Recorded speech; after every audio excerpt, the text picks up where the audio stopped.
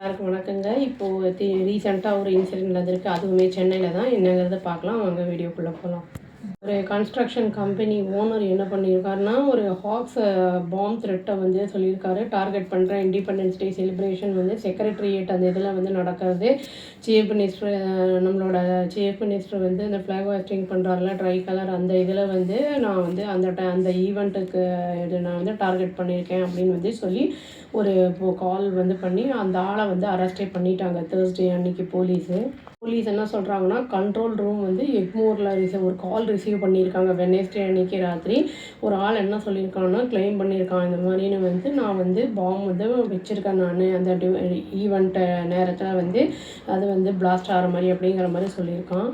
Teynampet police cyber crime branch என்ன பண்ணியிருக்காங்கன்னா, இன்வெஸ்டிகேஷனை வந்து இனிஷியேட் பண்ணி ட்ரேஸ் பண்ணியிருக்காங்க அந்த காலை. அவன் வந்து மாமந்தூர் ஏரியா அப்புறம் வந்து செங்கல்பட்டு டிஸ்ட்ரிக்டை சேர்ந்தவன் அப்படிங்கிறது தெரிய வந்திருக்கு.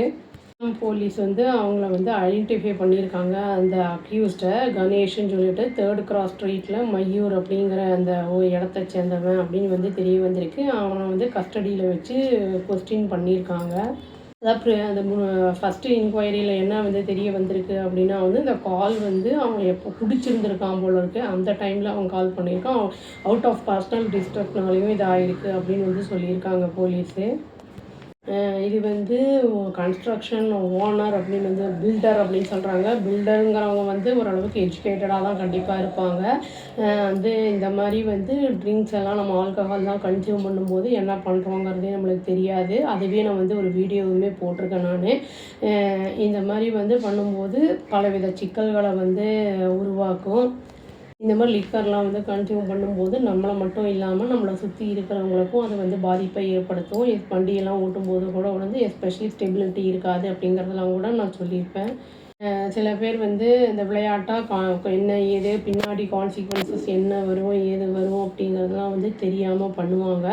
அதனால் வந்து நம்ம இதெல்லாம் இந்த மாதிரி பண்ணுறதெல்லாம் தவிர்க்கணும். லிக்கர்லாம் வந்து கொஞ்சம் எடுக்கிறதெல்லாம் கொஞ்சம் வந்து அவாய்ட் பண்ணுறது நல்லது.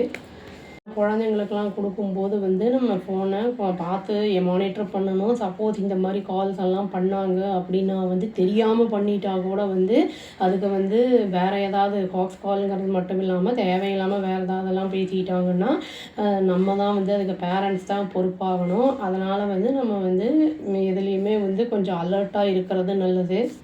இந்த மாதிரி ப்ராப்ளம்ஸ்லாம் இருக்குது அப்படிங்கிறதெல்லாம் வந்து நம்ம குழந்தைங்களுக்கெல்லாம் சொல்லி கொடுத்து நம்ம வந்து வளர்க்கும்போது அவங்க வந்து தெரிஞ்சுப்பாங்க. அப்போ அந்த மாதிரிலாம் பண்ணாமல் இருப்பாங்க. நம்ம வந்து பிரச்சனைகள்லேருந்து விடுபடலாம். இவனை வந்து அரெஸ்ட் பண்ணிட்டாங்க. என்ன பண்ண போகிறாங்க அப்படிங்கிறது தெரியல. இதெல்லாம் வந்து அவாய்டபிள். இது வந்து நம்ம தேவையில்லாமல் நம்மளே பிரச்சனைகளை கொண்டு வர மாதிரி ஆயிரும்னு சொல்லி வீடியோவை முடிச்சுக்கிறேங்க. அவ்வளோதான். Thank you. Please do like, share and subscribe our channel and click the all option and tap the bell icon. Thank you.